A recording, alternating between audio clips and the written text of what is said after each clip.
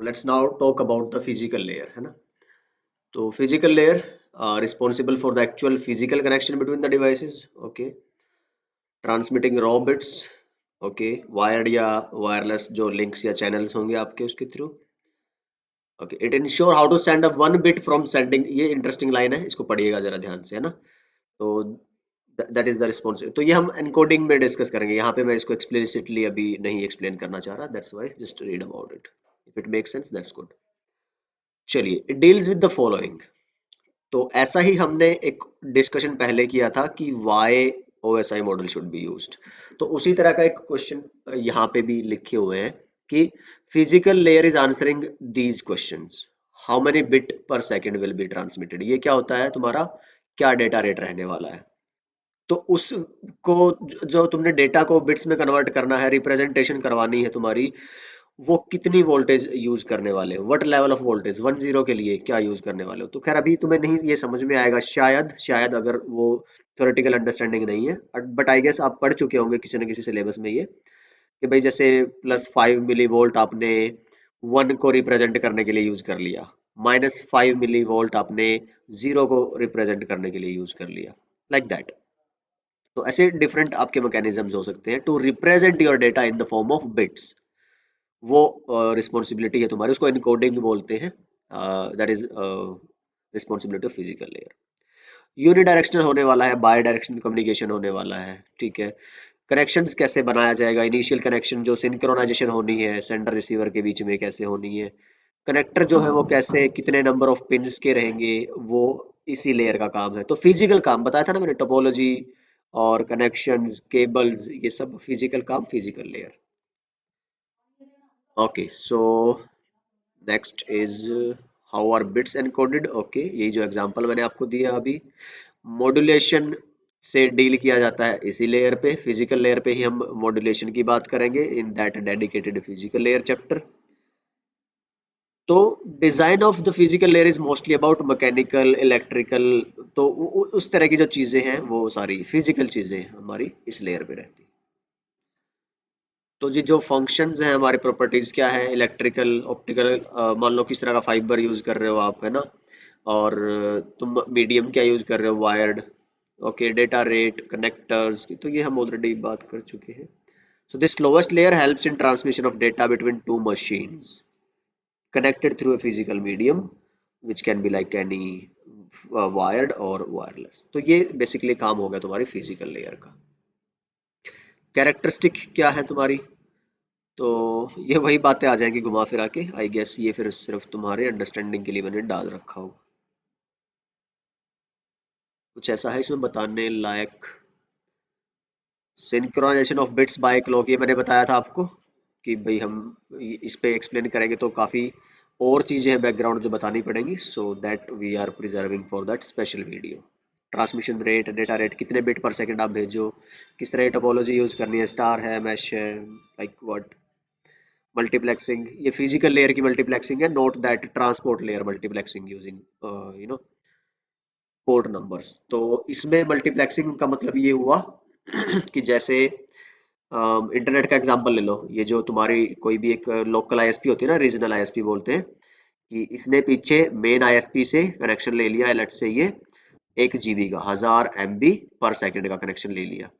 अब इसको आगे अलग अलग कस्टमर्स को, एक कहता है कि मेरे को 1 Mbps का कनेक्शन दे दो, कस्टमर 1, दूसरा कस्टमर कहता है मेरे को 5 MB का कनेक्शन दे दो, 1 MB, 5 MB। तो ऐसे तुम अलग अलग फिर क्या कर सकते हो, कस्टमर्स को अलग अलग रिक्वायरमेंट के हिसाब से, या तो तुम अपने डेटा प्लान बनाओ अलग अलग वो बेचो, या फिर कई बार ऐसा भी होता है जैसे वैन में तुम्हें MPLS और वो सब पढ़ोगे, तो तुम फिर यूजर की रिक्वायरमेंट के हिसाब से उनको चैनल अलोकेट करते हो। तो चैनल क्या होता है, ये मल्टीप्लेक्सिंग क्या होती है, इधर से जो तुम्हारा ये यूजर आया, ठीक, तो ये जो 1000 MB वाली जो पूरी लाइन है, इसमें से फिर सारे कस्टमर्स के जा रहे हैं, इसमें से 1 MB वाले कस्टमर का भी डेटा या चैनल है या केबल है अगर वायर है तो, और फिर तुम्हारे 10 MB वाले का भी, तो इस एक साथ रिप्रेजेंट करके फिर आगे बैकबोन की तरफ भेजना, that is your physical layer multiplexing, जहां पे तुम फिजिकल कनेक्शंस की मल्टीप्लेक्सिंग करते हो। अगर एक लेट्स से बैंड है तुम्हारा, ये वायरलेस की बात होती, तो तुम्हारे पास 10,000 गीगा हर्ट्ज का बैंड है, इसको तुमने अब हो सकता है हजारों कस्टमर में डिवाइड कर दिया हो कि जैसे 5 किलो हर्ट्ज एक कस्टमर को दे दिया है ना, 50 किलो हर्ट्ज, लाइक रफली अंडरस्टैंडिंग के लिए, समझने के लिए। तो ये क्या कहलाता है फिर आपका मल्टीप्लेक्सिंग ऑफ फिजिकल। ठीक है। Provide service to the upper layer which is your data link layer. Okay, I guess हो गया है सारा, इसमें कुछ ऐसा बताने वाला नहीं बचा है। मैकेनिकल इलेक्ट्रिकल प्रॉपर्टीज, ठीक है। सो चलो, यहाँ पे लिखी भी हुई है फिजिकल कैरेक्टरिस्टिक का मतलब क्या है, जो लुक, यू नो टेंजिबल चीजें हैं जो आपके सामने है। बिट रिप्रेजेंटेशन अगेन मैंने बता दिया भाई, वो तुम्हारा इलेक्ट्रिकल सिग्नल होगा या ऑप्टिकल सिग्नल होगा, लाइट की फॉर्मेट वाला क्या रहेगा, वो सारा इनकोडिंग स्कीम क्या रहेगी, मॉड्यूलेशन कौन सा रहेगा एंड ऑल। मतलब कि सिंपली बिट्स को रिप्रेजेंट करने के लिए क्या यूज कर रहे हो आप, कौन सी टेक्नोलॉजी यूज कर रहे हो सिंपली। और फिर बिट्स अपने रिप्रेजेंट करवा दी, अब कितनी बिट आप भेज सकते हो नेटवर्क पे, कितने अलाउड है आपके, depending upon transmission medium, communication channel, sync between sender and receiver, etcetera etcetera. आपका कितना बफर स्पेस कितना है डेस्टिनेशन के पास, फ्लो कंट्रोल है कि नहीं है, तो बड़ी सारी चीजें डिपेंड करती हैं। सिंक्रोनाइजेशन मैंने बता दिया कि सेंडर और रिसीवर के, अब सेंडर कुछ भेज रहा है, 1 भेजा, रिसीवर ने उसको 0 रीड कर लिया या 0 रिसीव हुआ, तो क्योंकि देवर आउट ऑफ सिंक, जिस एग्जैक्ट नैनो सेकंड पे सेंडर भेज रहा था उस एग्जैक्ट नैनो सेकंड पे दैट रिसीवर वाजंट अवेलेबल, तो that was out of sync problem. तो ये हम बात करेंगे। लाइन कॉन्फ़िगरेशन आपकी कि भाई जो लिंक है वो एक ही बंदा यूज कर रहा है, एक सेंडर से एक रिसीवर, या एक सेंडर से मल्टीपल रिसीवर, ये हम पहले ही बात कर चुके हैं। फिजिकल टोपोलॉजी हम पहले ही बात कर चुके हैं। तो फिजिकल लेयर का काफी सारा ऐसा कंटेंट है जो हम ऑलरेडी कवर कर चुके हैं। देखो जैसे सिंप्लेक्स डुप्लेक्स, ये भी हम किस में कर चुके हैं, तुम्हारा already in that data communication and networking के इंट्रोडक्शन वाले चैप्टर में। ओके, हब्स हैं, रिपीटर्स हैं, मल्टीप्लेक्सेस, डीमल्टीप्लेक्सेस, कनेक्टर्स, केबल्स, ये सारे तुम्हारे इस लेयर पे आते हैं। So in short, the physical layer is responsible for movement of individual bits from one node to the next. Bits लिखा है यहाँ पे, frames या packets नहीं लिखा। Okay, integral to the router. अच्छा, ये अब देख लो कि ये सब भी ये थोड़ा सा इंटरेस्टिंग हो जाएगा यहाँ पे चीजें, कि तुम कहोगे राउटर तो लेयर 3 का था, स्विच तो लेयर 2 का था, हब लेयर 1 का, तो ये सारे एक जगह क्यों लिखे हुए हैं?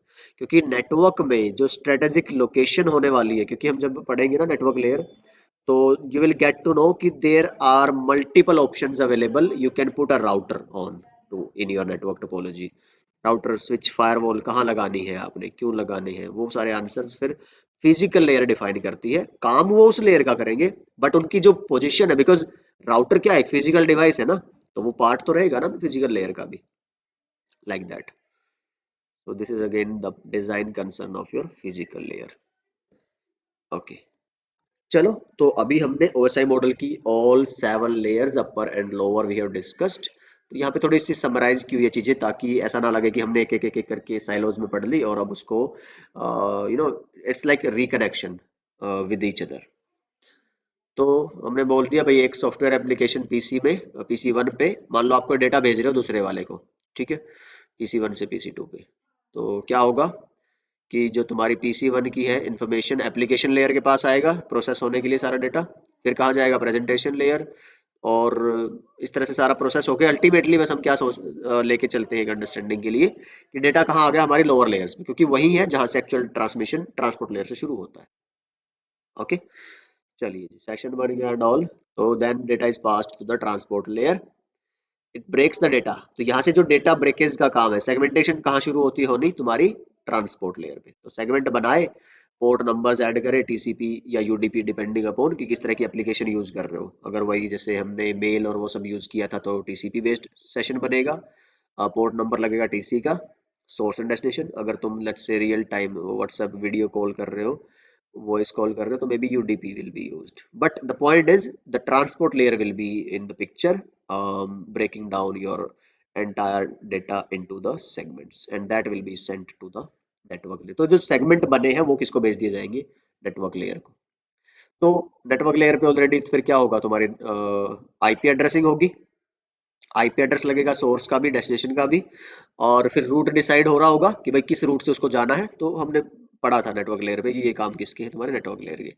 तो उस पर्टिकुलर रूट पे मतलब उस नेक्स्ट गेटवे को, नेक्स्ट होप को, नेक्स्ट डिवाइस को नेटवर्क लेयर डेटा भेज देगी, मान लो नेक्स्ट राउटर पे फॉर एग्जांपल।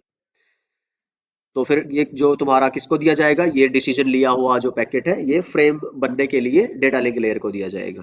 तो वो क्या करेगा, इसमें फिर मैक एड्रेस लगाएगा सोर्स का, डेस्टिनेशन का, और फिर क्या होगा, तुम्हारा भेज दिया जाएगा लिंक के ऊपर फिजिकल लिंक, जो फिजिकल लेयर को, और उसमें एरर कंट्रोल की बिट्स भी डाली जाएगी जो हमारे ट्रेलर था वो।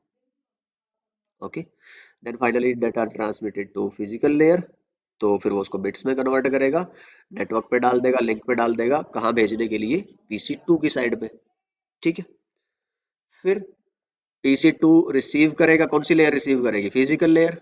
फिर किस पे भेजा जाएगा, तुम्हारा डेटा लिंक लेयर पे जो फ्रेम होगा, और वो चेक करेगा कि कोई एरर तो नहीं आया आपका, और एरर है तो रिट्रांसमिशन होगा फ्रेम का, और नहीं है तो वो नेटवर्क लेयर को भेज दिया जाएगा।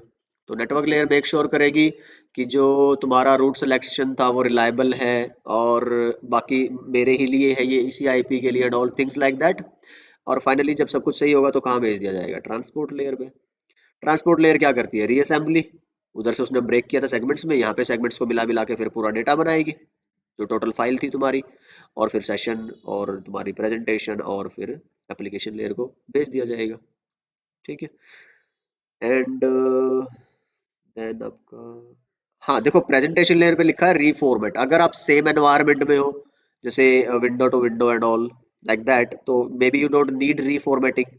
अगर आप डिफरेंट हेट्रोजीनियस एनवायरनमेंट में हो तो maybe you need reformatting. तो depending upon that presentation layer will work, then the application layer will receive this process. So the one side communication process will be completed, और हो सकता है कि अब उसको रिप्लाई भी करना हो, so the same process will be repeated, right? तो ये अगेन आपका समरी है जी, फंक्शंस ऑफ ओएसआई मॉडल जो हमने पढ़ा है अभी तक, उसको थोड़ा सा एक बेटर फॉर्मेट में, so that you can have a picture और screenshot, and you can, you know, it can help you in remembering things. Application layer क्या कर रहा है, और आपका प्रेजेंटेशन लेयर क्या कर रहा है, we have discussed all of that, है ना, ब्रीफ में भी, डिटेल में भी। देन आप डिवाइसेस एंड प्रोटोकॉल्स कौन सी है लेयर बाय लेयर, उसकी हमने बात करी है, और कि भाई किस लेयर पे कौन सी प्रोटोकॉल काम करेंगी, कौन सा डिवाइस काम करेगा। ठीक है, और यहाँ पे जैसे नेटवर्क लेयर में ना मेरे को राउटर लिखना चाहिए था, राउटर काम करते हैं। और आप आगे जानोगे ट्रांसपोर्ट लेयर पे, जैसे फायरवॉल है ट्रांसपोर्ट लेयर पे भी काम करती है, एप्लीकेशन लेयर पे भी काम करती है। ठीक है, तो अभी हम सब कुछ नहीं कर रहे हैं,